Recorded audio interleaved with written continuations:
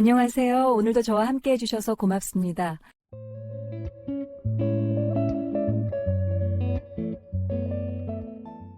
오늘은 또 어떤 이야기가 여러분의 마음을 두드릴까요? 천천히, 그리고 진심을 담아 읽어드릴게요. 시작하기 전에 구독과 좋아요는 사연을 소개해드리는데 큰 힘이 됩니다. 자, 그럼 지금 오늘의 사연을 시작합니다. 여러분, 혹시 보이지 않는 운명이라는 것을 믿으시나요? 아니면 오로지 눈에 보이고 수치로 증명된 사실만을 신뢰하시나요? 오늘 들려드릴 이야기는 평생을 차가운 메스처럼 오직 과학적인 팩트와 논리만을 신봉하며 살아온 한 남자의 이야기입니다. 그의 이름은 한석훈. 국내 굴지의 대학병원 재활의학과 교수로 정년퇴임까지 하며 대한민국 의학계에서 걸어다니는 의학사전이라 불리며 존경받던 명이었습니다. 그의 인생은 그야말로 오차 없는 정밀한 그래프와도 같았습니다. 매일 새벽 5시에 기상하는 빈틈없는 자기관리, 30년을 한결같이 그림자처럼 내조해 준 우아한 아내 김영숙, 그리고 아버지의 명석한 두뇌를 물려받아 의사가 된 자랑스러운 외동아들 한진우까지 남들이 보기엔 키끌 하나 없는 성공한 인생의 완벽한 표본이었습니다. 은퇴 후 그는 안락의자에 앉아 자신의 완벽한 인생을 회고하며 평온한 노년을 보낼 자격이 충분하다고 믿었습니다. 하지만 전혀 예상치 못한 곳에서 인생의 균열이 시작되었습니다. 그것도 그가 평생 가장 경멸에 맞이 않던 비과학적인 이신에서부터 말이죠. 사건의 발단은 오랜 친구의 끈질긴 권유였습니다. 야, 석훈아. 용한 점집이 있다는데 재미삼아 한 번만 가보자. 너 은퇴하고 심심하잖아? 거기 가면 잃어버린 물건도 찾고 미래도 본다더라. 평소 같으면 그런 헛소리는 집어치우게라며 콧방귀를 뀌었겠지만 그날따라 석훈 씨는 무슨 바람이 불었는지 친구를 따라 나섰습니다. 아마도 은퇴 후 찾아온 권태로움이 그를 움직이게 만들었을 것입니다. 평생 합리주의자로 살아온 그에게 점집이란 오히려 흥미로운 관찰 대상이었는지도 모릅니다. 서울 변두리의 재개발을 앞둔 허름한 주택가. 페인트 칠이 벗겨진 대문 위에 낡은 깃발이 삐딱하게 걸린 그곳은 대리석 바닥의 병원에서만 살아온 석훈 씨 같은 지식인과는 전혀 어울리지 않는 이질적인 공간이었습니다. 삐걱거리는 문을 열고 들어서자 예쾌한 향 냄새가 코를 찔렀습니다. 어두침침한 방 안에는 형형한 눈빛에 무당이 앉아 있었습니다. 그녀는 50대 중반의 나이에도 불구하고 소름 끼칠 정도로 날카로운 기운을 내뿜고 있었습니다. 석훈 씨는 팔짱을 낀 채 어디 무슨 소리를 하나 보자 비과학적인 헛소리만 하면 바로 반박해 주리라라는 심산으로 삐딱하게 앉아 있었습니다.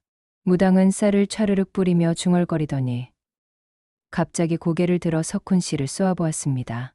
그 눈빛은 마치 석훈 씨의 영혼 밑바닥을 훑은 듯했습니다. 그녀의 입술이 비릿하게 비틀리며 섬뜩한 말을 뱉어냈습니다. 쯧쯧. 세상 헛똑똑이가 따로 없네 그려. 평생 남의 뼈는 기가 막히게 잘 맞추면서 정작 자기 집 기둥 뿌리 썩어 문드러지는 줄은 모르고 앉아있구만. 석훈 씨는 불쾌함을 감추지 않았습니다. 지금 뭐라고 하셨습니까? 초면인 사람에게 말씀이 좀 지나치시군요. 나는 내 가정을 완벽하게 지켜왔소. 석훈 씨가 불쾌함을 감추지 않고 자리를 박차고 일어나려던 찰나 무당의 입에서 나온 다음 말은 그의 발걸음을 그 자리에서 얼어붙게 만들었습니다. 마치 마른 하늘에 날벼락이 떨어진 것처럼 말이죠. 완벽. 웃기고 있네. 당신 집안에 뻐꾸기 알이 있어. 당신이 금지옥엽 키운 그 아들 놈 말이야. 당신 씨가 아니라고. 순간 석훈 씨의 머릿속이 하얗게 변했습니다. 뻐꾸기 알이라니. 남의 둥지에 몰래 알을 낳고 부화한 새끼가 원래 있던 알들을 둥지 밖으로 밀어내고 어미 새의 사랑을 독차지한다는 그 잔인한 탕란의 섭리 말인가요? 분노로 얼굴이 붉어진 석훈 씨가 소리를 질렀습니다. 그의 이성은 순식간에 마비되었습니다. 이봐요. 함부로 주둥이 놀리지 마시오.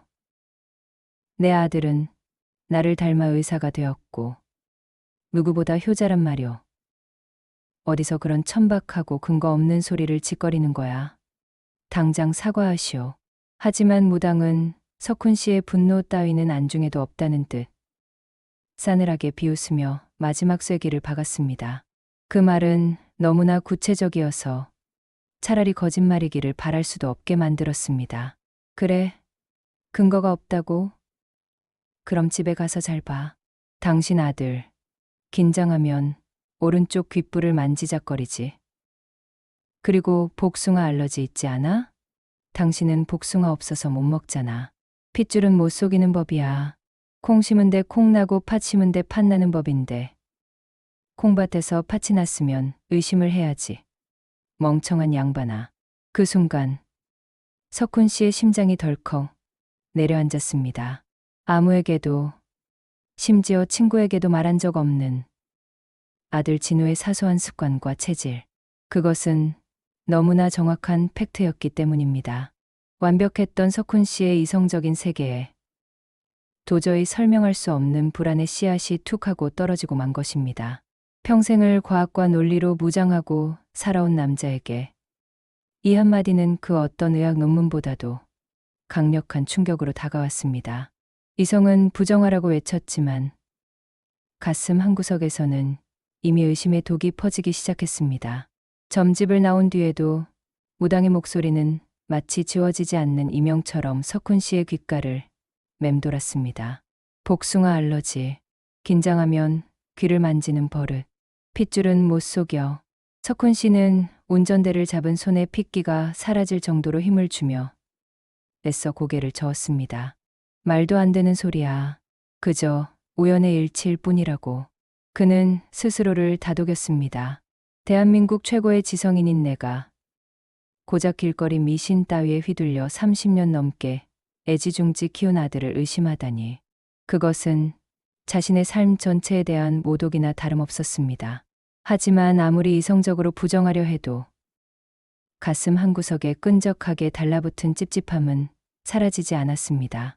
무당이 말한 두 가지 사실은 너무나 정확했습니다. 진우가 긴장할 때 오른쪽 귓불을 만지작거리는 습관, 그리고 복숭아 알러지. 이것들은 가족 외에는 아무도 모르는 사소한 디테일이었습니다. 무거운 발걸음으로 집에 돌아오니 현관에서부터 구수한 된장찌개 냄새가 났습니다. 아내 영숙 씨가 앞치마를 두르고 세상에서 가장 환한 미소로 반갑게 맞이해 주었습니다. 여보, 오셨어요? 오늘 진우도 왔어요. 얼른 손 씻고 오세요. 식탁에는 아들 진우도 와 있었습니다. 오랜만에 새 식구가 모인 단란한 저녁 식사 자리였습니다. 평소라면 흐뭇하게 바라봤을 아들의 모습이었지만 그날따라 석훈 씨의 눈에는 의심이라는 필터가 씌워진 듯 아들이 낯설게 보이기 시작했습니다. 마치 실험실 현미경으로 환부를 관찰하듯 석훈 씨의 눈은 무의식적으로 아들의 행동 하나하나를 집요하게 쫓고 있었던 것입니다. 그는 의사로서의 냉철한 관찰력으로 아들을 분석하기 시작했습니다. 눈매, 코의 형태, 입술의 두께, 턱선의 각도, 모든 것이 새롭게 보였습니다. 진우야, 요즘 병원 일은 좀 어떠냐? 많이 힘들지? 지난번에 맡은 수술은 잘 됐고? 석훈 씨가 일부러 무심한 척 말을 건넸습니다. 아들은 숟가락을 내려놓으며 멋쩍은 듯 웃었습니다. 아, 내 아버지. 뭐, 요즘 환자가 좀 늘어서 바쁘긴 해요. 수술은 잘 끝났는데 보호자분들이 좀 예민하셔서 신경 쓸 게 많네요. 그래도 아버지가 닦아놓으신 길인데요. 누가 되지 않게 열심히 해야죠. 진우는 아버지에 대한 깊은 존경심을 담아 대답했습니다. 그런데 바로 그 순간이었습니다. 진우가 대답을 하며 무심코 오른손을 들어 오른쪽 귓불을 만지작거리는 것이 아니겠어요? 순간 석훈 씨의 젓가락질이 허공에서 딱 멈췄습니다. 심장이 쿵, 하고 떨어지는 소리가 들리는 듯 했습니다. 등줄기를 타고 식은땀이 흘러내렸습니다. 그냥 우연일 거야. 누구나 귀가 간지러우면 만질 수 있잖아. 석훈 씨는 애써 태어난 척하며 식탁 한켠에 놓인 탐스러운 복숭아 후식을 바라보았습니다. 이제 확인해야 할 것은 하나 더 남아 있었죠. 그는 떨리는 손을 감추며 포크로 복숭아 한 조각을 집어 아들의 앞접시에 툭 밀어주었습니다. 영수가, 이거 복숭아 아주 잘 익었네. 향이 참 좋아. 진우 너도 한 조각 먹어보지 그러냐? 요즘 제철이라 맛이 기가 막혀. 마치 쥐에게 덫을 놓는 심정으로 사랑하는 아들을 시험하고 있는 자신이 혐오스러웠지만 멈출 수 없었습니다. 그러자 아내 영숙 씨가 화들짝 놀라며 복숭아 접시를 황급히 치웠습니다. 여보, 당신 무슨 소리를 하는 거예요? 진우 복숭아 알러지 있는 거 몰라요? 지난번에 잘못 먹었다가 온몸에 두드러기 나고 응급실까지 가서 고생했잖아요. 당신 정말 왜 그래요? 아내의 타박에 진우도 곤란한 듯 웃으며 거들었습니다. 아버지가 요즘 건망증이 생기셨나 봐요. 저 복숭아 털만 닿아도 간지러운 거 아시면서. 가족들은 가벼운 해프닝으로 웃어넘겼지만 석훈 씨는 웃을 수가 없었습니다. 입과 근육이 마비된 듯 굳어버렸죠. 무당의 말이 하나도 틀린 게 없었으니까요. 식탁 맞은편에 앉은 아들. 내 피를 이어받았다고 철석같이 믿었던 저 건장한 청년이 갑자기 유전자가 전혀 섞이지 않은 완벽한 타인처럼 보이기 시작했습니다. 의심은 맹독처럼 순식간에 퍼져나가 석훈 씨의 이성을 완전히 잠식해버렸습니다. 석훈 씨는 자신의 기억을 더듬기 시작했습니다. 진우가 태어났을 때 정말 자신을 닮았다고 생각했을까? 아니면 그저 그렇게 믿고 싶었던 것일까? 아들의 얼굴에서 자신의 모습을 찾으려 애쓰면 애쓸수록 오히려 닮지 않은 부분들만 눈에 들어왔습니다. 밥알이 모래알처럼 씹히는 지옥 같은 저녁 식사였습니다. 사랑하는 가족과의 단란한 시간이 이토록 고문처럼 느껴질 수 있다는 것을 석훈 씨는 처음 알았습니다. 그날 밤 석훈 씨는 침대에 누웠지만 한숨도 잘 수 없었습니다. 옆에서 곤히 잠든 아내 영숙 씨의 규칙적인 숨소리조차 거슬리게 들렸죠. 천장을 바라보는 그의 눈앞에 지난 30년의 세월이 주마등처럼 스쳐 지나갔습니다. 설마 영숙이가, 그 고상한 여자가 그럴 리가 없어. 30년을 한 입을 덮고 산 사람이야. 하지만 머릿속의 의심은 꼬리에 꼬리를 물고 이어져 괴물처럼 커져갔습니다. 아들이 태어나던 날 산부인과에서 묘하게 불안해하던 아내의 표정. 어린 시절 자신과는 달리 쌍꺼풀이 짙고 서구적이었던 아들의 외모. 그때는 그저 외탁을 했거니 내 아들이 잘생겨서 다행이라며 웃어넘겼던 모든 기억들이 이제는 날카로운 유리 파편이 되어 석훈 씨의 가슴을 후벼 팠습니다. 새벽 3시. 세상 모든 것이 잠든 적막한 시각. 대한민국 최고의 지성인이라 불리던 대학 교수 한석훈은 자신의 집에서 마치 도둑고양이처럼 살금살금 침대에서 일어났습니다.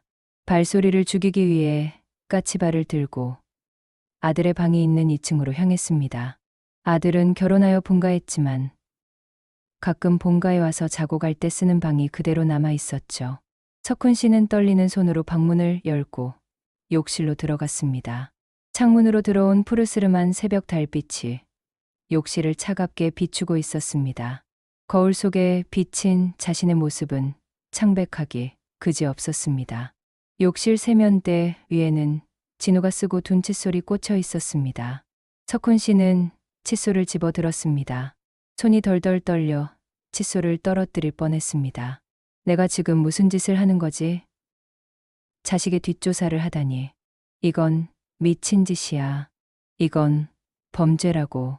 이성은 그렇게 비명을 지르고 있었지만 몸은 이미 움직이고 있었습니다. 그는 준비해 둔 투명 지퍼백에 아들의 칫솔을 담았습니다. 그리고 욕실 바닥과 빗을 뒤져 아들의 머리카락 몇 가닥도 조심스럽게 찾아내 수거했죠. 마치 살인 사건 현장의 증거를 수집하는 형사처럼 말입니다.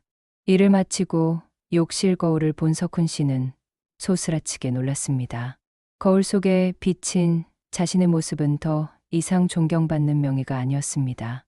의심과 질투, 그리고 불안에 눈이 멀어버린 추악하고 초라한 늙은이일 뿐이었죠. 깊게 패인 주름 사이로 탐욕스러운 의심이 번들거리고 있었습니다. 하지만 멈출 수가 없었습니다. 진실을 확인하지 않고서는 단 1초도 숨을 쉴 수 없을 것 같았거든요. 그는 자신의 머리카락까지 뽑아 다른 봉투에 담았습니다. 유전자 검사, 평생을 믿어온 과학만이 이 지옥 같은 의심을 끝내줄 유일한 구원이라고 믿으면서 말이죠. 그렇게 그는 사랑하는 가족을 차가운 검증에 도마 위에 올리고 말았습니다. 평생 환자의 병을 진단하고 치료해왔던 의사가 이제는 자신의 가정을 해부하는 집도이가 되어버린 것입니다. 그는 새벽의 어둠 속에서 홀로 검체의 봉투를 움켜쥐고 자신이 무슨 짓을 저질렀는지 깨달았습니다. 사랑과 믿음으로 쌓아온 30년의 세월을 단 하루 만에 의심과 불신으로 무너뜨리고 있었던 것입니다. 하지만 이미 늦었습니다. 판도라의 상자는 열렸고 그 안에서 나온 의심이라는 괴물은 이제 주인을 삼키려 하고 있었습니다. 유전자 검사 업체에 검체를 보내고 결과를 기다리는 일주일은 석훈 씨에게 있어 70년 인생 중 가장 길고 고통스러운 시간이었다. 시간은 마치 늪에 빠진 듯 더디게 흘렀다. 겉으로는 평소처럼 신문을 읽고 정원을 산책하며 평온을 가장했지만 그의 속은 시커멓게 타들어가 재가 되어가고 있었다. 첫째 날 새벽, 석훈 씨는 견딜 수 없는 불안감의 서재 구석, 먼지가 뽀얗게 내려앉은 상자 속에서 오래된 앨범을 꺼냈다. 진실을 마주하기 전 자신의 기억을 검증해보고 싶었기 때문이다. 앨범 속에는 진호의 성장 과정이 파노라마처럼 펼쳐져 있었다. 첫걸음말을 떼며 엉덩방아를 찢던 날, 유치원 재롱잔치에서 왕관을 쓰고 웃던 모습, 명문의대에 합격하던 날의 환호, 그리고 의사 가운을 입고 아버지와 나란히 찍은 졸업 사진까지. 사진 속의 석훈 씨는 세상을 다 가진 듯 행복해 보였다. 이 아이가 정말 내 아들이 아니라고? 석훈 씨는 돋보기를 쓰고 사진 속 어린 진우의 얼굴을 뚫어져라 쳐다보았다. 눈, 코, 입, 어딘가 자신을 닮은 구석을 찾으려 필사적으로 애를 썼다. 그래, 이 오뚝한 콧날은 나를 닮았어. 저 고집스러운 인매도 분명 내 유전자야. 그는 스스로에게 최면을 걸듯 중얼거렸다. 하지만 그럴수록 마음 한구석에서는 뱀처럼 차가운 목소리가 들려왔다. 아니야. 자세히 봐. 너는 콧대도 낮고 입술도 얇잖아.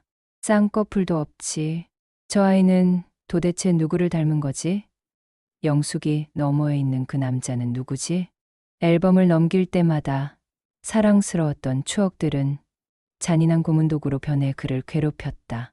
진우가 3살 때 찍은 사진에는 석훈 씨가 아들을 어깨에 태우고 유원지에서 환하게 웃고 있었다. 그 사진 속 행복했던 자신이 이제는 어리석은 광대처럼 보였다. 행복했던 기억들이 이제는 그를 찌르는 칼날이 되어 심장을 베어내는 고통이었다. 둘째 날부터는 불면증이 시작되었다. 눈을 감으면 무당의 형형한 눈빛과 도끼, 어린 목소리가 떠올랐다. 뻐꾸기 아리야, 당신 씨가 아니라고. 약을 먹어도 소용없었다. 잠이 들어도 악몽에 시달렸다. 꿈속에서 진우는 날개를 펴고 둥지를 박차고 날아가 버렸고 석훈 씨는 텅 빈 둥지에 홀로 남겨져 울부짖었다. 거실에서는 아무것도 모르는 아내 영숙 씨가 과일을 깎으며 흥얼거리는 노랫소리가 들려왔다. 나의 살던 고향은 꽃피는 산골.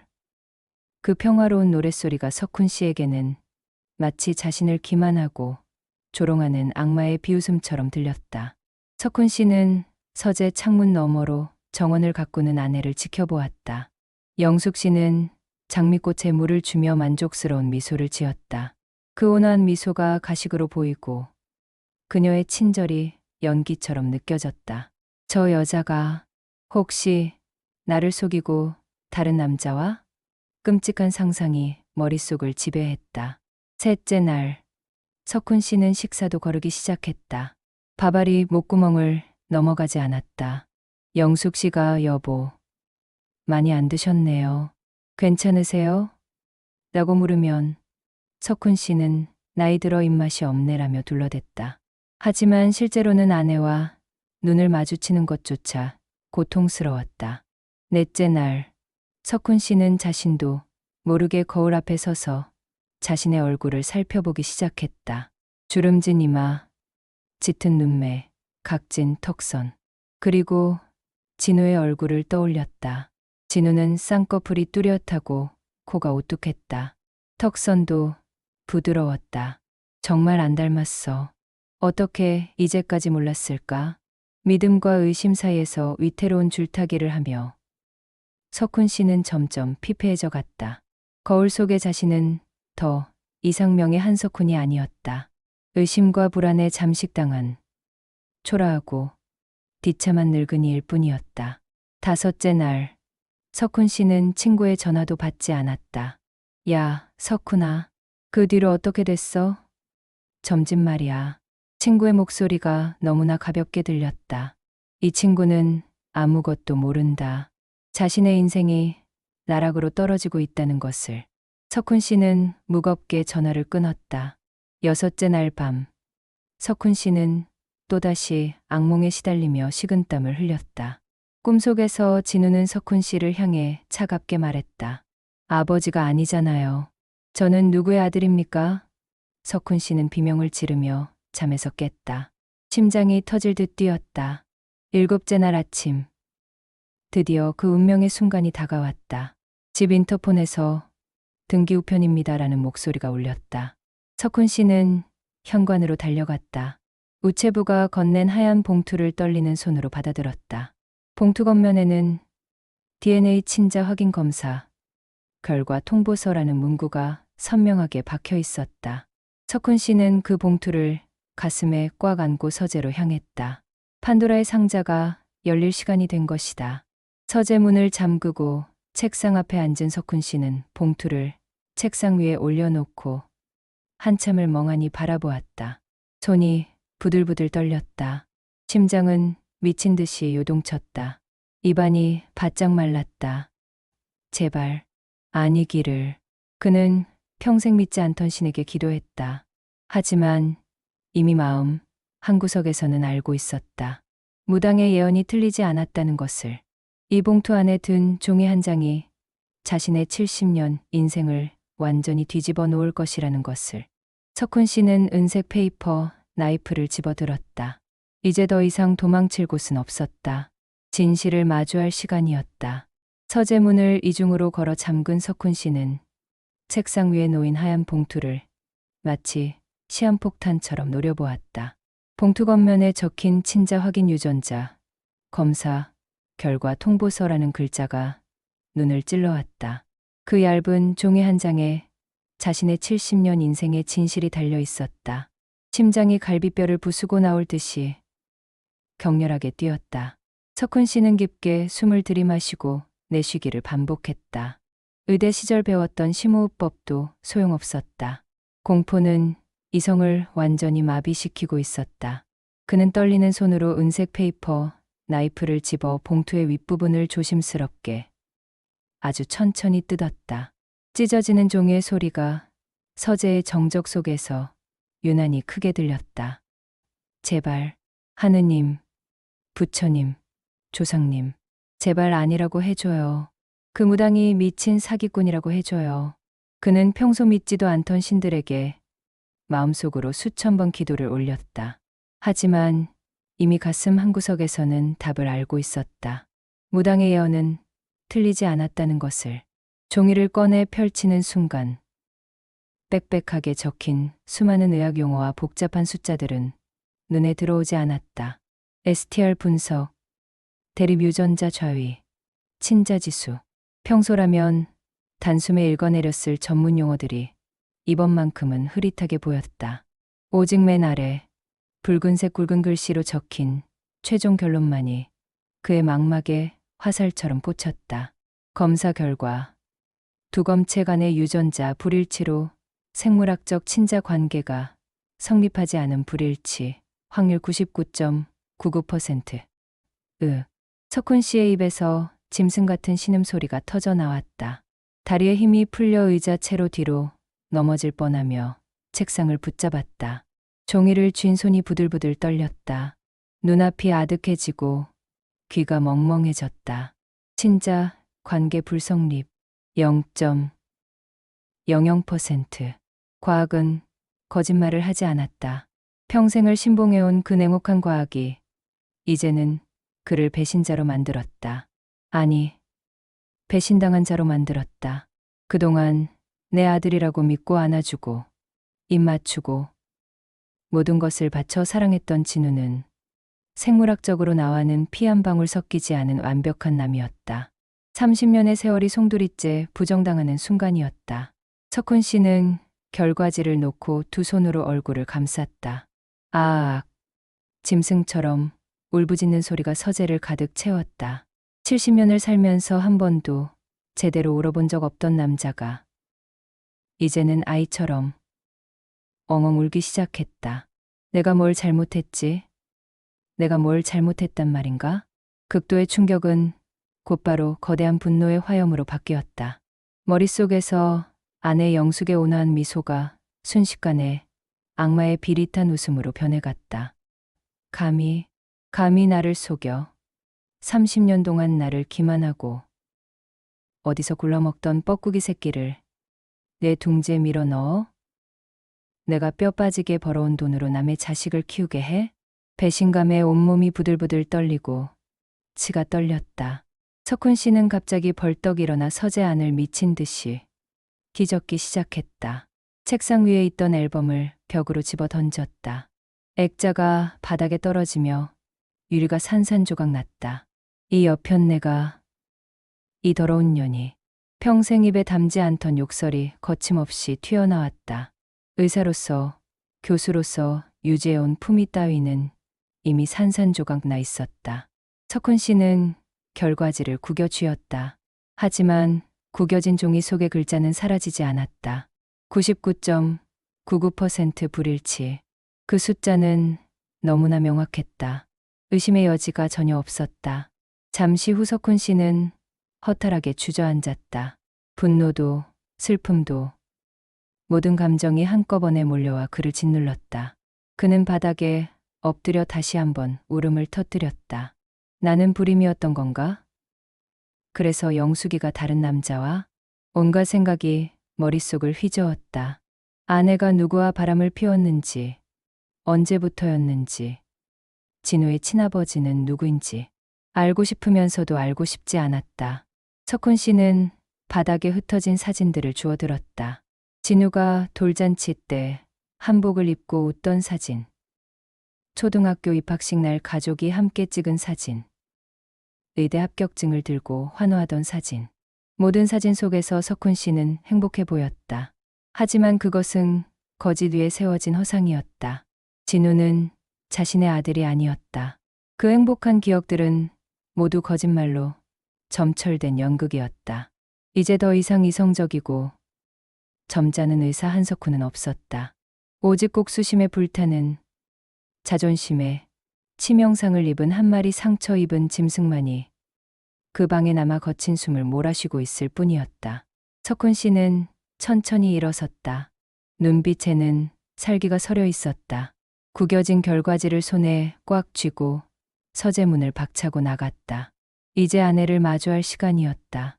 30년간의 거짓말에 대한 대가를 치르게 할 시간이었다.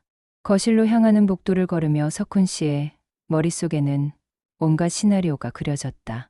아내를 다그쳐 진실을 밝히고 이혼하고 진우와의 관계를 끊어버리는 것. 그것이 유일한 해법처럼 보였다. 하지만 가슴 한구석에서는 여전히 진우를 향한 그리움이 남아 있었다. 30년을 함께 살며 쌓아온 정은 DNA 결과지 한 장으로 지워지지 않았다. 그것이 석훈 씨를 더욱 괴롭게 만들었다. 내가 사랑한 건 진우였나? 아니면 내 핏줄이라는 사실이었나? 그 질문에 대한 답을 찾기도 전에 석훈 씨는 이미 거실에 도착해 있었다. 석훈 씨는 구겨진 결과지를 손에 꽉 쥐고 거실로 들어섰다. 그의 숨소리는 거칠었고 눈빛은 살기로 번들거렸다. 평생 유지해온 이성과 품격은 온데간데 없이 사라지고 오직 배신당한 남자의 분노만이 남아 있었다. 거실에서는 아내 영숙 씨가 소파에 앉아 평화롭게 뜨개질을 하고 있었다. 오후의 따스한 햇살이 그녀의 어깨 위로 부드럽게 내려앉아 있었다. 형형색색의 털실이 그녀의 손끝을 오가며 아름다운 무늬를 만들어내고 있었다. 그 평온하고 안락한 풍경이 석훈 씨를 더욱 미치게 만들었다. 나를 지옥에 밀어넣고 당신은 이렇게 태평해? 그는 성큼성큼 다가가 아내 앞에 결과지를 내동댕이 쳤다. 종이가 바닥에 탁 하고 떨어지는 소리가 거실의 정적을 날카롭게 깼다. 뜨개질 바늘을 움직이던 영숙 씨의 손이 멈췄다. 이게 뭔지 설명해. 당장. 석훈 씨의 목소리는 낮게 가라앉아 있었지만 그 안에는 폭발 직전의 분노가 응축되어 있었다. 변명이라도 해보란 말이야. 내 아들이. 아니라고? 영숙 씨는 놀란 토끼 눈을 하고 바닥에 떨어진 종이를 주워들었다. 그녀의 손이 미세하게 떨렸다. 눈으로 내용을 훑어내려가는 그녀의 표정에서 혈색이 사라지기 시작했다. 친자, 관계 불성립, 99.99% 불일치. 영숙 씨의 눈동자가 지진이 난 듯 심하게 흔들렸다. 손에 들고 있던 뜨개질 바늘이 바닥으로 툭 떨어졌다. 그녀의 입술이 파르르 떨렸지만 어떤 말도 나오지 않았다. 석훈 씨는 아내가 여보, 이게 뭐예요? 뭔가 잘못된 거 아니에요? 병원 실수일 거예요. 라고 따지거나 억울함을 호소하며 길길이 날뛸 것이라 예상했다. 아니, 차라리 제발 그래주기를 바랐다. 그러면 일말의 희망이라도 가질 수 있었으니까. 함께 병원에 가서 재검사를 받고 혹시 모를 실수를 바로잡을 수 있었으니까. 하지만 영숙 씨의 반응은 예상 밖이었다. 종이를 든 손을 사시나무 떨듯 부들부들 떨던 그녀는 아무 말 없이 그 자리에 힘없이 주저앉았다. 그리고 고개를 푹 숙인 채 소리 없는 눈물만 바닥으로 뚝뚝 흘리기 시작했다. 그 어떤 변명도, 부정도, 저항도 없었다. 그 무거운 침묵은 긍정보다 더 끔찍하고 확실한 대답이었다. 석훈 씨의 가슴에 대못이 박히는 순간이었다. 심장이 갈갈이 찢겨나가는 것 같았다. 왜 말을 안 해? 석훈 씨가 소리쳤다. 그의 목소리는 분노보다는 절망에 가까웠다. 아니라고 잡아떼기라도 해보란 말이야. 거짓말이라도 해보라고. 석훈 씨는 아내의 어깨를 잡고 앞뒤로 흔들며 절규했다. 하지만 영숙 씨는 고개를 떨군 채 계속 울기만 했다. 눈물이 마룻바닥에 떨어져 작은 물웅덩이를 만들었다.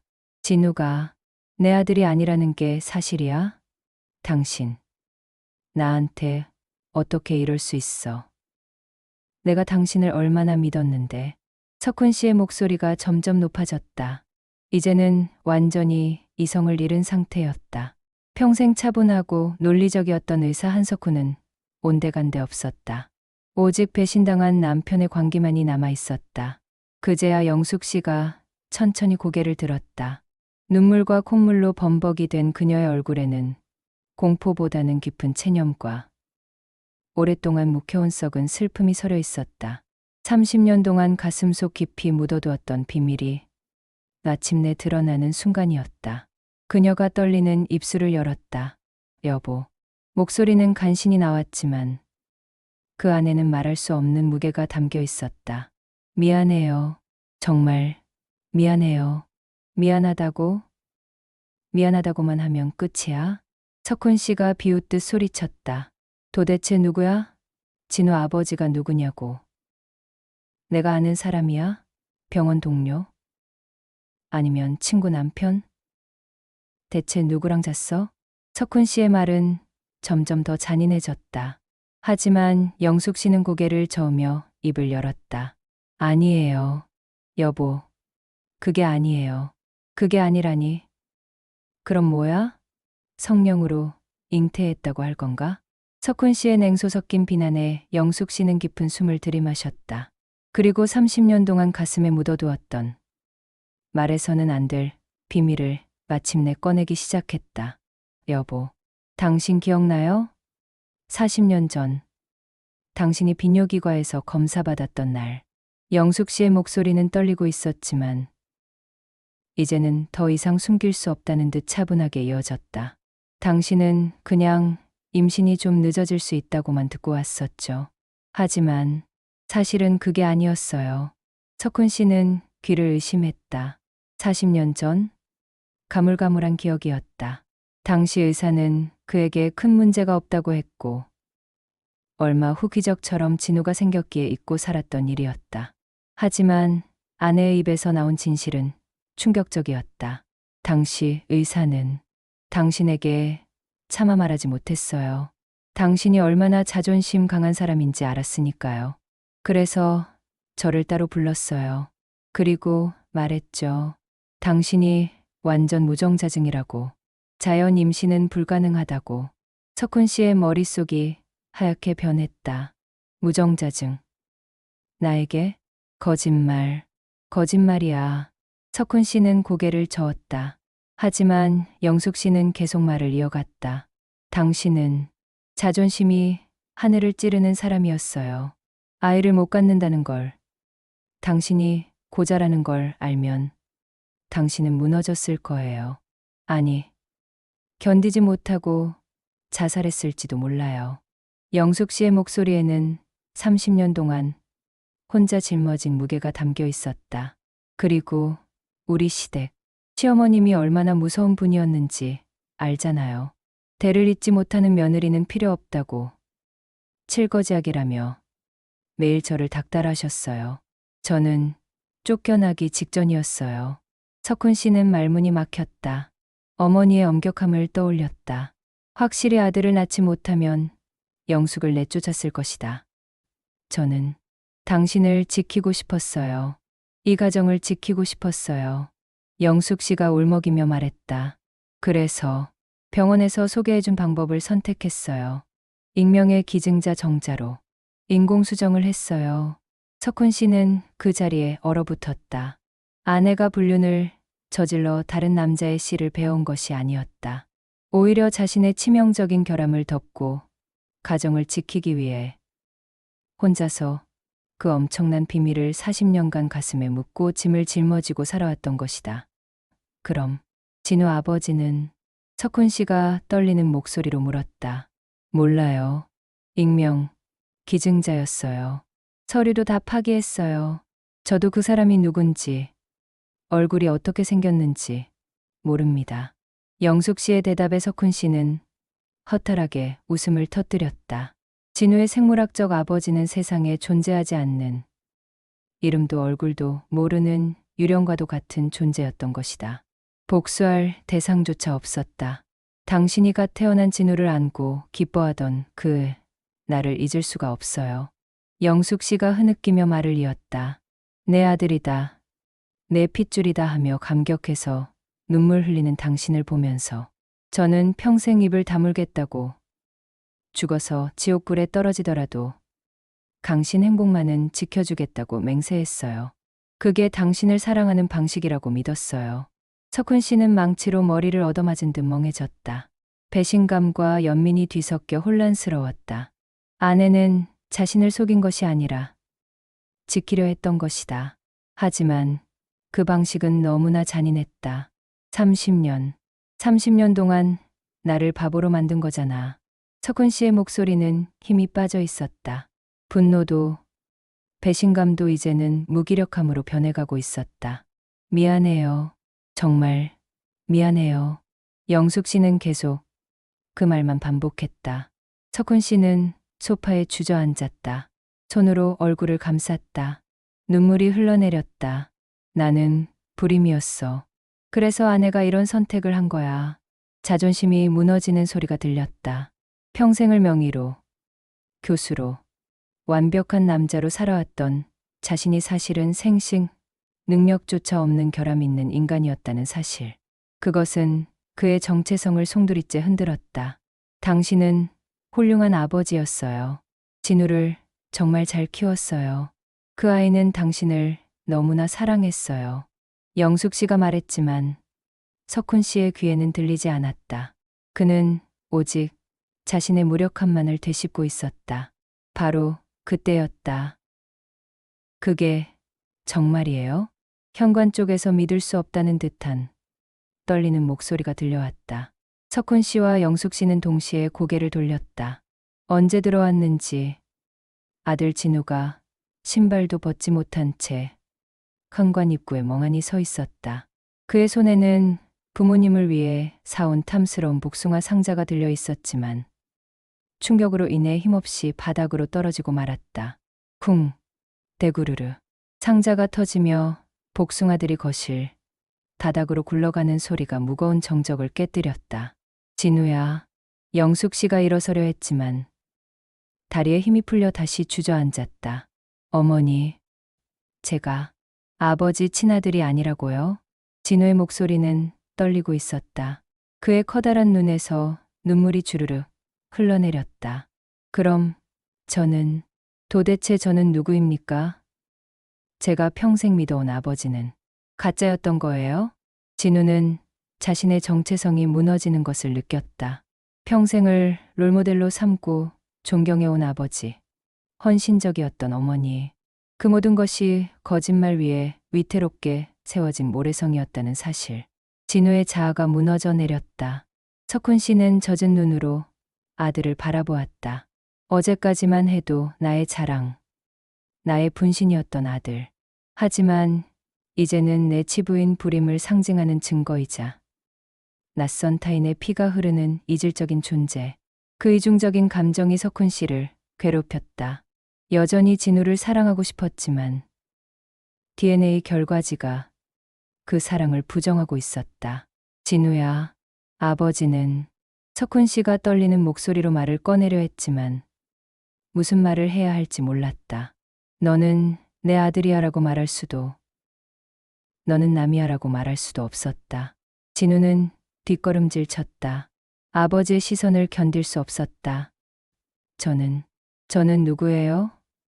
이름도 모르는 남자의 자식이라고요? 진우의 목소리는 점점 높아졌다.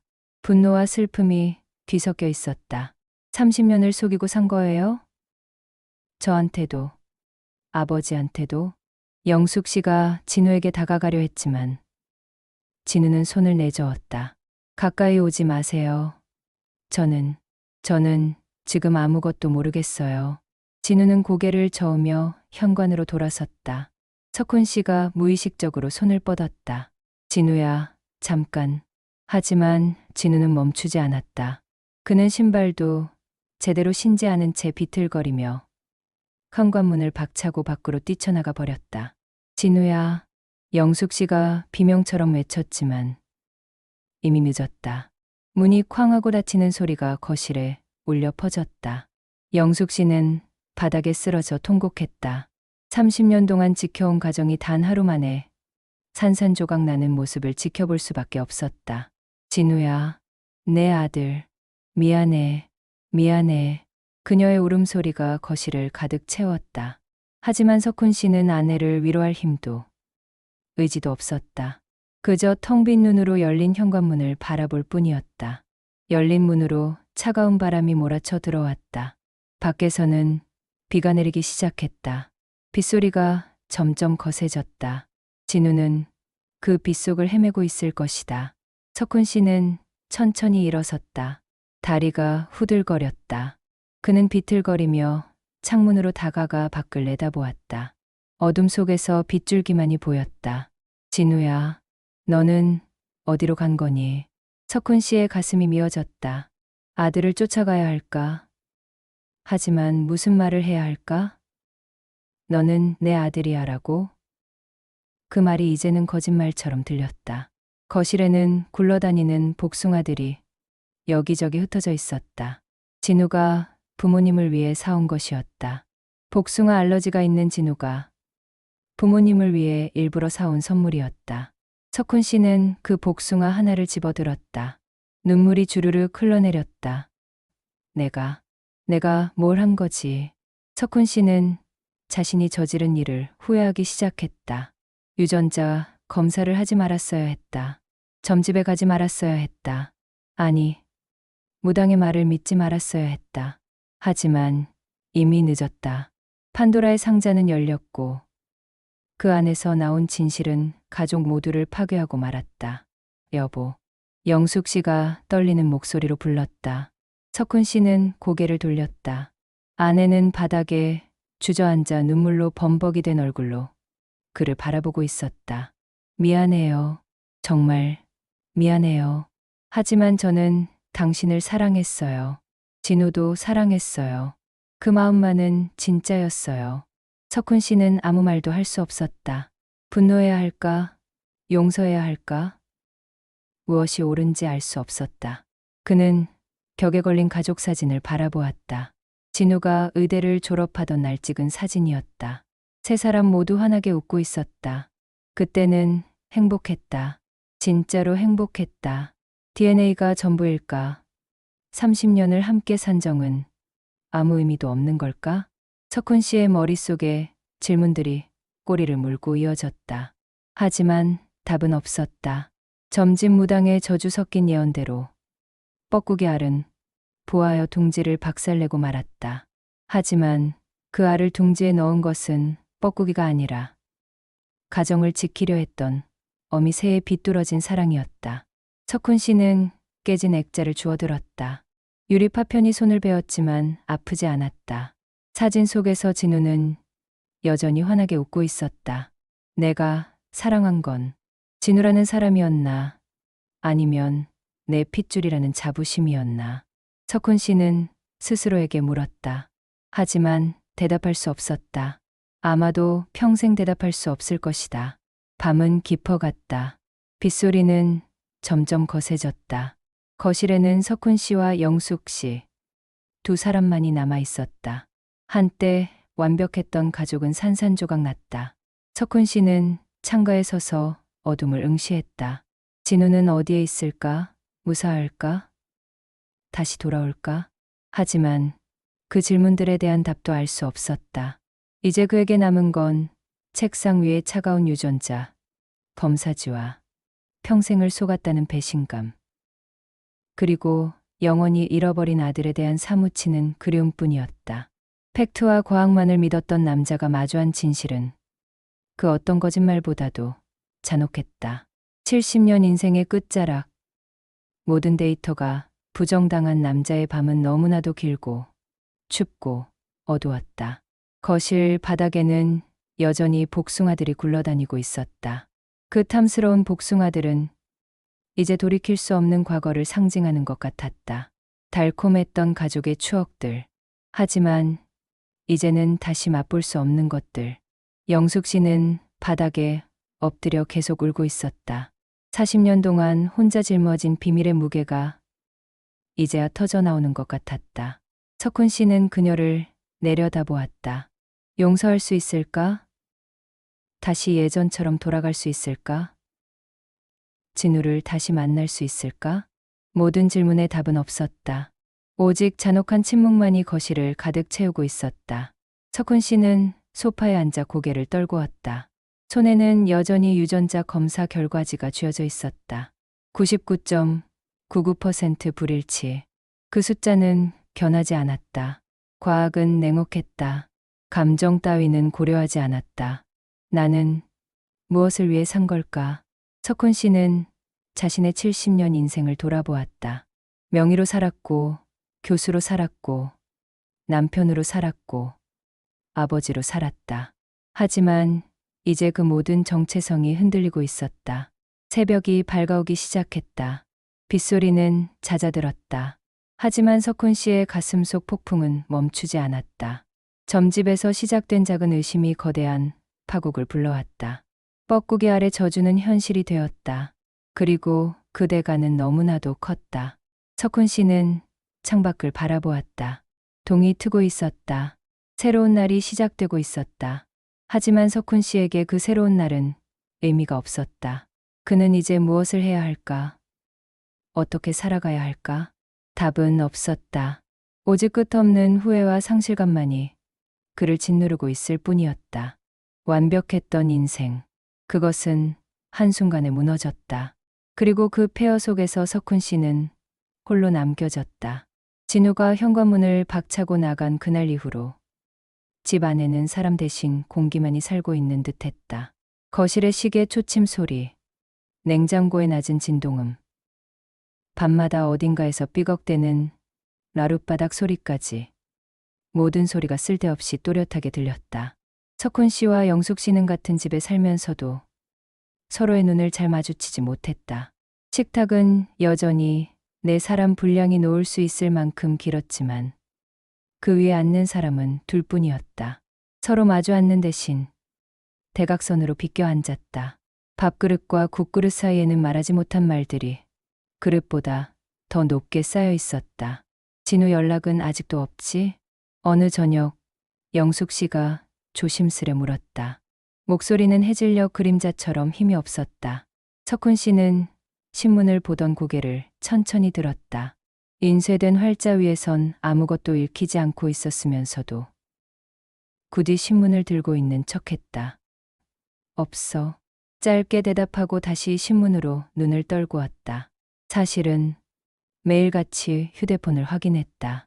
알림이 울릴 때마다 광고 문자든 택배 도착 안내든 상관없이 반사적으로 화면을 켰다. 하지만 한진우라는 이름은 나타나지 않았다. 그렇게 한 달, 두 달, 세 달이 지났다. 계절이 한 번 바뀌고 장마비가 지나가고 집 앞 은행나무 잎이 조금씩 노랗게 물들기 시작할 즈음 마침내 무언가가 조금씩 흔들리기 시작했다. 먼저 변한 건 석훈 씨였다. 어느 날 그는 서재에서 과거에 자신이 썼던 의학 논문들을 꺼내 들춰보기 시작했다. 재활의학, 근골격계 손상, 환자의 기능, 회복률 수많은 데이터와 그래프, 깔끔한 통계 수치들이 자신을 향해 비웃는 것처럼 보였다. 객관적인 수치가 진실을 말해준다. 평생 그렇게 믿어왔다. 하지만 정작 자신의 삶에서 가장 중요한 질문들 앞에서는 그 데이터들이 아무 쓸모가 없다는 걸 깨닫는데 두 달밖에 걸리지 않았다. 내가 진짜로 잃어버린 건 핏줄인가 아니면 내 곁에 있던 한 사람인가? 그 질문은 밤마다 그의 가슴을 두드렸다. 그날도 새벽녘 잠이 오지 않아 거실을 서성이다가 문득 걸려있는 가족사진 앞에 멈춰 섰다. 의대 졸업식 날 교수가 오늘 입은 진우와 그 옆에 선 자신, 그리고 가운데에서 두 사람 손을 꼭 잡고 웃고 있는 영숙. 그때의 자신은 조금도 의심하지 않았다. 내 아들이다. 아무런 증명서도 혈연 검사도 필요 없었다. 그저 함께 걸어온 시간이 그 믿음의 근거였다. 그런데 지금 그 믿음을 깨뜨린 건 유전자 결과지였고 그 결과지를 받아들고 망가진 건 결국 자신이었다. 석훈 씨는 한숨을 내쉬었다. 잠시 망설이다가 조용히 서랍을 열었다. 서랍 안에는 구겨졌다가 펴진 유전자 검사 결과지가 있었다. 0.00% 불일치. 그리고 그 아래에는 다른 서류가 한 장 더 놓여 있었다. 수년 전 자신이 서명했던 장기기증 희망자 등록서. 피 한 방울 나눠줄 타이는 기꺼이 만들어 놓고 내 곁에 있는 사람은 숫자 하나로 잘라 버린 건가. 쓴 웃음이 나왔다. 그날 새벽 석훈 씨는 결국 전화기를 집어들었다. 진우의 번호를 누르다가 마지막 숫자 앞에서 손가락이 멈췄다. 받기 싫겠지. 그는 통화 버튼 대신 문자 입력창을 열었다. 진우야, 아버지다. 잘 지내고 있니? 환자들은 여기까지 쓰고 한참이나 멈춰 있었다. 당연한 안부 인사 뒤에 어떤 말을 붙여야 할지 알 수 없었다. 결국 그는 그 문장을 전부 지워버리고 딱 한 줄만 남겼다. 진우야, 보고 싶다. 보내기 버튼을 누른 뒤 그는 한참 동안 휴대폰 화면만 노려보았다. 답장은 오지 않았다. 그래도 괜찮았다. 이제 겨우 첫 발자국을 뗐으니까. 그날 이후로 그는 매일 한 번씩 아주 짧은 문자를 보냈다. 밥은 잘 챙겨 먹어라. 밤샘 수술이면 스트레칭 꼭 해라. 비 온다. 운전 조심해라. 마치 어린 시절로 되돌아간 듯한 평범하고 사소한 잔소리들. 문자함에는 회신 없는 말풍선들만 차곡차곡 쌓여갔다. 영숙 씨는 그런 남편의 모습을 뒤에서 지켜보고 있었다. 말은 하지 않았지만 밤마다 혼자 부엌에서 울음을 참느라 입술을 깨물었다. 여보, 어느 날 저녁 그녀가 조심스럽게 말을 꺼냈다. 제가 진우에게 한번 가볼까요? 석훈 씨는 숟가락을 잠시 내려놓았다. 아니, 내가 갈 거야. 그는 짧게 대답했다. 내가 시작한 일이니까 나도 끝까지 책임을 져야지. 그 목소리에는 예전의 차가운 확신 대신 늦게 찾아온 두려움과 겸손이 섞여 있었다. 며칠 후, 결국 그날이 왔다. 비가 추적추적 내리던 토요일 오후, 병원 앞에 도착했을 때 그는 잠시 발걸음을 멈췄다. 출입문 자동문 위로 응급의료센터라는 글자가 선명하게 빛나고 있었다. 수없이 많은 생명을 살리러 드나들던 곳. 이제 그 문 안으로 들어가려는 사람은 환자도 보호자도 아닌 한 사람의 아버지였다가 다시 아버지가 되고 싶은 남자였다. 한석훈 선생님? 뒤에서 누군가 낯익은 목소리로 그를 불렀다. 돌아보니 과거 자신이 지도했던 제자 중 하나가 서 있었다. 지금은 이 병원 응급의학과 교수로 재직 중인 후배였다. 자네 여기 있었나? 선생님, 웬일이세요? 진우 오늘 당직인데. 오늘 당직이라고? 네. 방금 큰 교통사고 환자 들어와서 정신없긴 한데 잠시 후에는 숨 좀 돌릴 거예요. 선생님, 안으로 들어가시죠. 응급실 문이 열리자 날것의 비명과 기계음, 뛰어다니는 발소리가 뒤섞인 혼란이 그를 맞이했다. 하지만 그 소란스러운 풍경 속에서 석훈 씨의 눈은 단번에 한 사람을 찾아냈다. 마스크를 쓰고 피 묻은 수술복 위에 가운을 걸친 채 환자의 상태를 지휘하는 진우.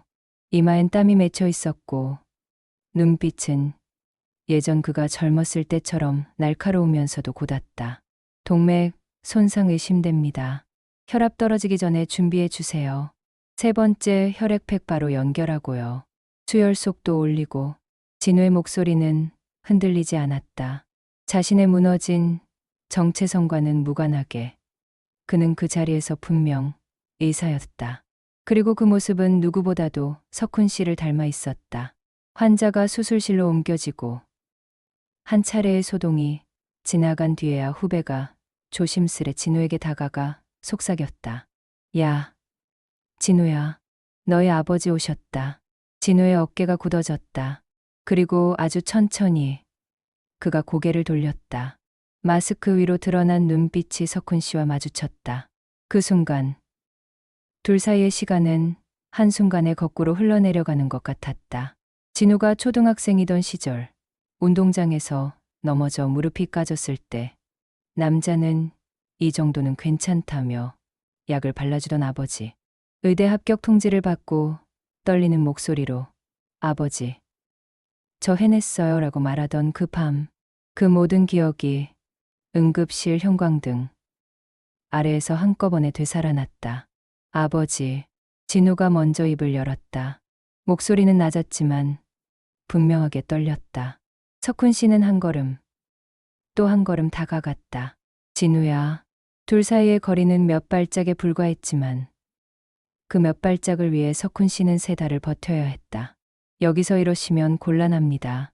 진우가 먼저 말을 꺼냈다. 지금 저는 근무 중이고 이 병원에서는 환자 말고는 아무에게도 감정 섞은 얼굴 보여줄 시간이 없습니다. 차갑게 들릴 수 있는 말이었다. 하지만 그 말 속에 겨우겨우 붙잡고 있는 자존심과 상처가 함께 묻어 있었다. 알고 있다. 석훈 씨가 고개를 끄덕였다. 그래서 시간 많이 뺏지 않겠다. 딱 한 가지만 말하고 싶어서 왔다. 진우의 눈동자가 미세하게 흔들렸다. 석훈 씨는 이마에 주름을 가다듬듯 손으로 쓸어내렸다. 그리고 처음으로 아버지가 아니라 한 사람의 죄 지은 늙은이로서 눈을 들었다. 유전자 검사는 내가 잘못했다. 응급실 소음 속에서도 그 한 문장은 또렷하게 들렸다. 아버지, 이유야 뭐 그럴듯하게 붙일 수 있겠지. 과학을 믿어서 그랬다느니, 진실을 알아야 한다느니. 석훈 씨는 씁쓸하게 웃었다. 하지만 결국은 내 자존심 지키려고 한 짓이었다. 내가 내 피라는 확신이 흔들리는 순간 나는 그걸 견디지 못하고 도망쳤다. 그래서 너를 의심했고 내 엄마를 심판하려 들었고 무엇보다 얘가 그동안 어떤 삶을 살아왔는지보다 숫자 몇 개를 더 크게 여겼다. 진우의 손이 무의식적으로 오른쪽 귓불에 가 닿았다. 그리고 자신도 모르게 곧 그 손을 내렸다. 그래도 사실이잖아요. 진우가 힘겹게 말했다. 그 문서에 쓰인 내용은 변하지 않잖아요. 그래. 석훈 씨가 고개를 끄덕였다. 너와 나 사이에는 혈연이 없다. 그건 변하지 않는 사실이다. 잠시 둘 사이의 공기가 더 무거워졌다. 하지만 석훈 씨가 천천히 말을 이었다. 그 사실을 안 뒤에도 변하지 않는 것들이 생각보다 많더라. 진우의 눈빛이 다시 흔들렸다. 내가 태어난 날, 내가 처음으로 내 손가락을 잡았을 때 느꼈던 감정. 어린 내가 열이 펄펄 끓어서 응급실로 달려왔을 때 온 세상이 무너지는 줄 알았던 그 공포. 내가 의대 합격했을 때 하늘이 무너지든 말든 내 인생은 성공했다고 믿었던 그 자부심. 석훈 씨는 자신의 가슴을 가볍게 쳤다. 여기 남아있더라. 유전자 결과지가 그걸 지우지는 못하더라. 진우는 대답하지 못했다. 마스크 위로 숨소리가 조금 거칠어졌다. 나는. 석훈 씨는 마침내 자신에게 가장 잔인한 말을 꺼냈다. 내가 불임이라는 사실보다 너와 피가 안 섞였다는 사실을 더 중요하게 여겼다. 그게 내 오만이었다. 그는 고개를 숙였다. 그래서 진심으로 사과하러 왔다. 의사로서가 아니라 스승으로서도 아니고 늦게야 때다른 한 남자로서 너에게 미안하다. 그 말은 생각보다 짧고 간단했다. 하지만 그 짧은 문장이 나오기까지 그는 평생을 걸어온 자존심을 거의 다 버려야 했다. 잠시 뒤 진우가 입술을 깨물며 말을 꺼냈다. 아버지. 그는 선생님도 교수님도 아닌 호칭을 다시 한번 입에 올렸다. 저도 한 가지는 말씀드리고 싶습니다. 그는 잠시 숨을 고른 뒤 아주 천천히 말을 이었다. 저한테 아버지는 언제나 한 사람뿐이었습니다. 집안 어디에 붙어있는 족보에도 제 이름 옆에 적힌 아버지의 이름은 하나뿐이고요. 제 머릿속에 떠오르는 아버지의 얼굴도 하나뿐입니다. 석훈 씨의 눈가가 붉어졌다. 근데 진우가 고개를 숙였다. 아버지가 그날 결과지 들고 저를 바라보던 그 눈빛은 제가 평생 한 번도 본 적이 없는 얼굴이었어요. 마치 환자 가족에게 책임을 떠넘기는 의사 같았어요. 당신 잘못입니다라는 판정을 내리는 사람 같았어요. 석훈 씨는 아무 말도 하지 못했다. 그것이 얼마나 정확한 표현인지 알고 있었기 때문이다. 그래서 도망쳤습니다. 아버지에게서, 어머니에게서, 그리고 저 자신에게서도요. 진우는 작은 웃음을 터뜨렸다. 웃음이라고 하기엔 너무 쓰라린 표정이었다. 하지만 도망쳐서 가만히 생각해 보니까 이해가 조금씩 되더라고요. 무엇이? 아버지가 왜 그렇게까지 핏줄을 믿고 싶어 했는지요. 할아버지, 할머니 세대에서부터 늘 들어온 말이었으니까요. 선비 집안, 의사 집안, 대를 이을 아들. 그 모든 말이 아버지의 어깨 위에 짐처럼 올라앉아 있었다는 걸. 나이가 드니까 조금씩 보이더라고요. 진우는 그제야 아버지를 바라보았다. 그러니까 저도 사과드리고 싶었습니다. 그날 그냥 나가버린 거요.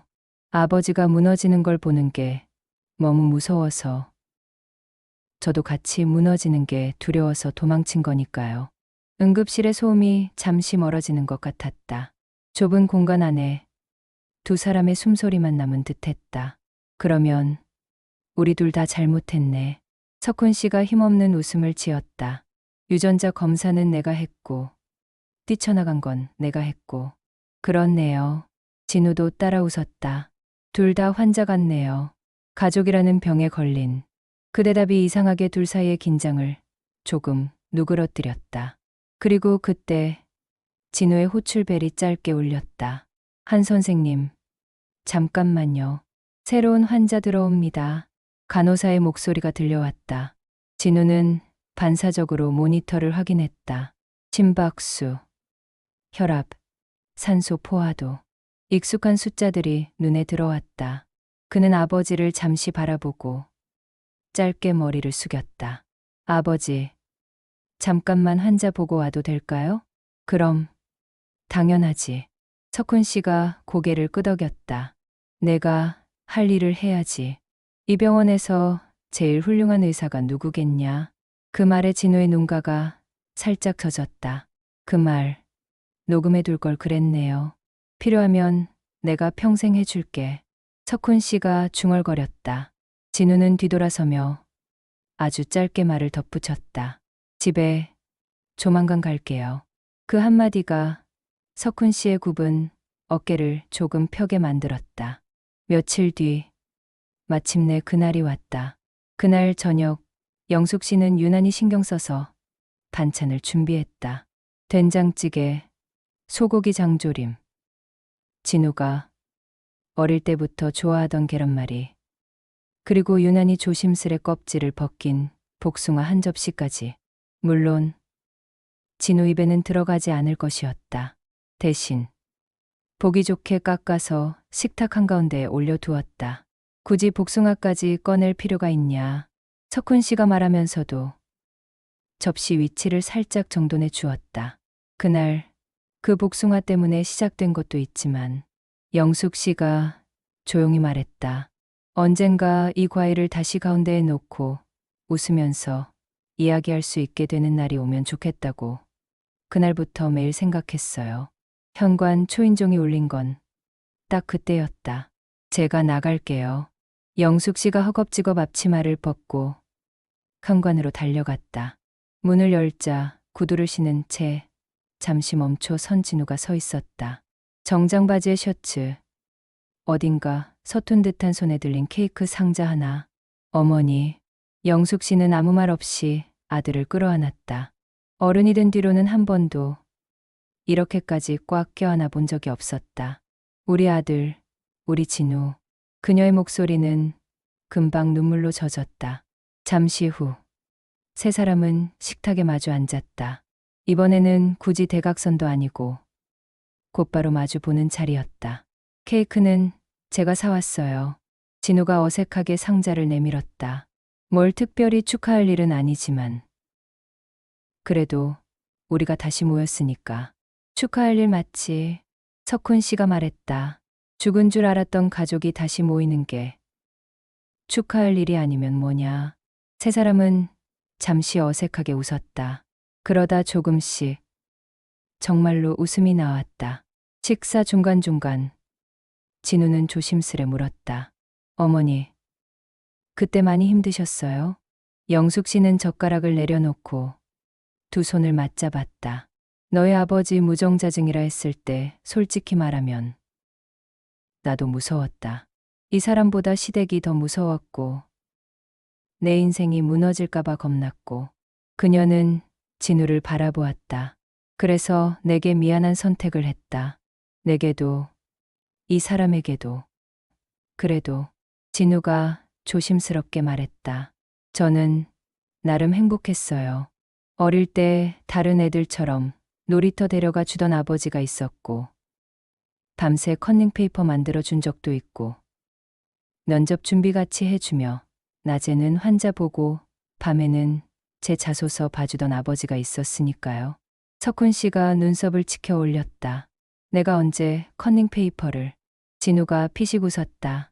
고등학교 2학년 때요. 내신, 시험.